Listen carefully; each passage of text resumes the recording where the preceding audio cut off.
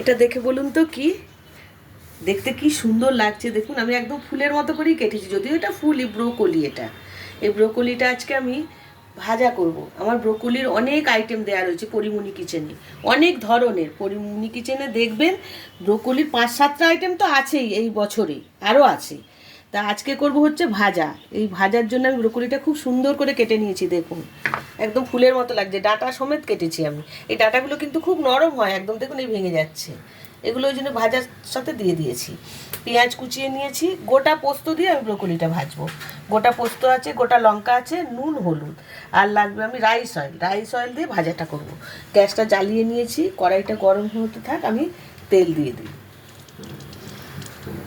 তেলটা গরম হয়ে গেছে, এর মধ্যে আমি দিলাম 2টো শুকনো লঙ্কা, আর দিয়ে দেবো পেঁয়াজগুলো।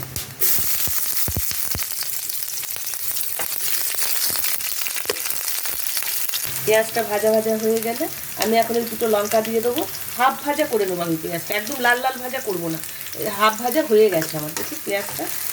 এখন আমি এই ব্রোকলিগুলো সব এর মধ্যে তুলে দেবো।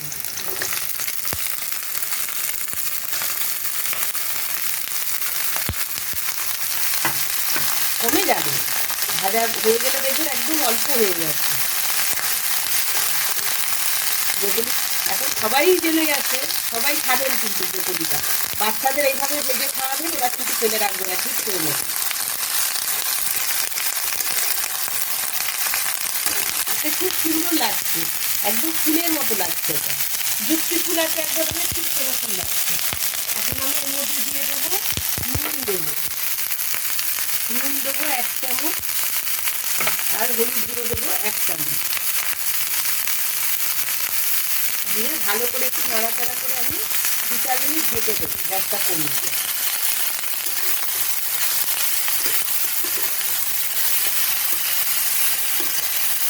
সামান্য একটু জল দেবো আমি, একদম সামান্য। এখন আমি গ্যাসটা কমিয়ে দিলাম, দিয়ে 2-3 মিনিট ঢেকে দিলাম। 2-3 মিনিট হয়ে গেছে, এখন ঢাকাটা খুলে দেখি। দেখুন কমে গেছে, একদম অল্প হয়ে গেছে, কড়া ভর্তি হয়ে গেছিল। ঝরঝরে হয়েছে কিন্তু বেশ ভাজাটা। আর একটুখানি দাগ লাগুক, আমি আর 2-1 মিনিট নেড়ে নেবো, তারপরে নামাবো। হ্যাঁ, এখন হয়ে গেছে ভাজাটা, লেগে লেগে গেছে। গ্যাসটা আমি কমিয়ে নেবো, নিয়ে এখন আমি যে গোটা পোস্ত দেবো বলেছিলাম, গোটা পোস্ত এর মধ্যে আমি ছড়িয়ে দেবো।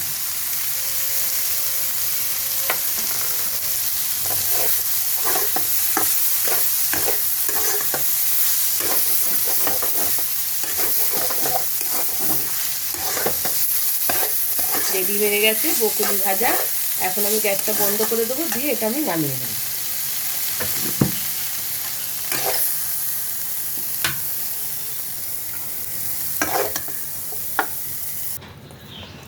রেডি হয়ে গেছে পোস্ত দিয়ে ব্রোকলি ভাজা।